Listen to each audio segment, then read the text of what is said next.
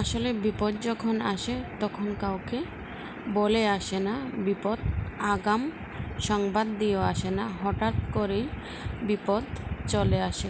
তো আসসালামু আলাইকুম এভরিওয়ান, সবাই কেমন আছেন? আশা করি সবাই ভালো আছেন। আল্লাহ তাআলার অসীম রহমতে আমিও ভালো আছি। তো ওয়েলকাম টু মাই ব্লগ, নিয়ে আসলাম আপনাদের সামনে আবার নতুন একটি ব্লগ নিয়ে। আমি নূরজাহান আক্তার আসমা হাজির হয়ে গেলাম আপনাদের সামনে। তো আজকে চলে আসলাম আমার আম্মুকে নিয়ে ডাক্তারের কাছে। ঈদের দিন আমার আম্মু পায়ে ব্যথা পাইছিলেন।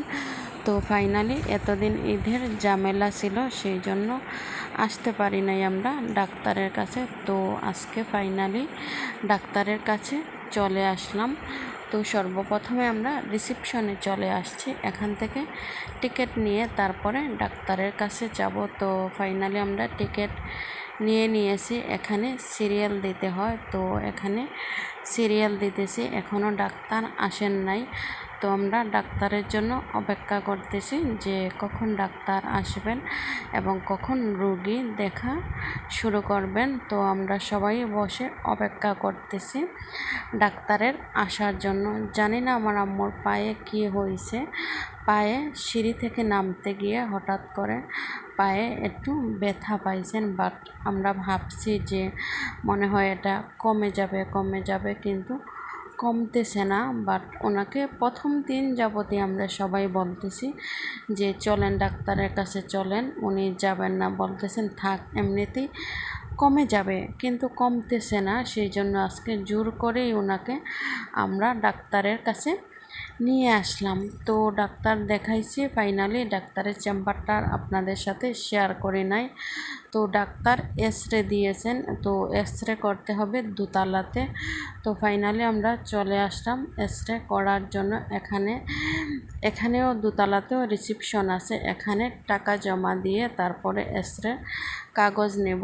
এখানেও লম্বা লাইন আছে, তো লাইনে দাঁড়িয়ে অপেক্ষা করার পর আমরা পেয়ে গেছি এক্সরের কাগজ। তো এক্সরের কাগজ জমা দিয়ে আবার ওয়েট করতেছি কখন ডাক্তার ডাক দেবে, সেই জন্য অপেক্ষা করতেছি। আম্মুকে বসিয়ে আমি এখানে ফ্যানের নিচে দাঁড়িয়ে আছি। আজকে প্রচুর গরমও পড়ছে, সেই জন্য এই যে এখন বসলাম আম্মুর পাশে। আম্মু দাঁড়াইতে পারতেছেন না, প্রচুর ব্যথা পাইছেন। অনেকেই আছেন এইরকমভাবে, অনেকে কারোর হাতে ব্যথা পাইছেন, কারো পায়ে ব্যথা পাইছেন। তো ফাইনালি আমাদের সিরিয়াল চলে আসছে, তো আম্মু ভিতরে গেছেন এক্সরে করার জন্য।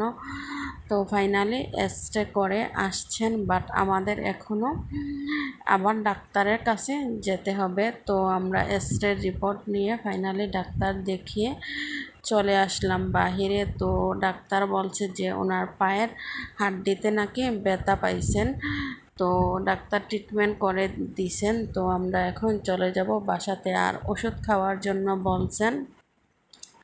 আর ডাক্তার বলছেন যে 21 দিন বেড রেস্ট নেওয়ার জন্য। তো বাসায় নিয়ে যাচ্ছি। আপনারা সবাই আমার আম্মুর জন্য দোয়া করবেন যাতে খুব তাড়াতাড়ি উনি সুস্থ হয়ে আবার আমাদের সবার মাঝে ফিরতে পারেন এবং খুব তাড়াতাড়ি যাতে সুস্থ হয়ে যান, এই দোয়া আপনারা সবাই করবেন।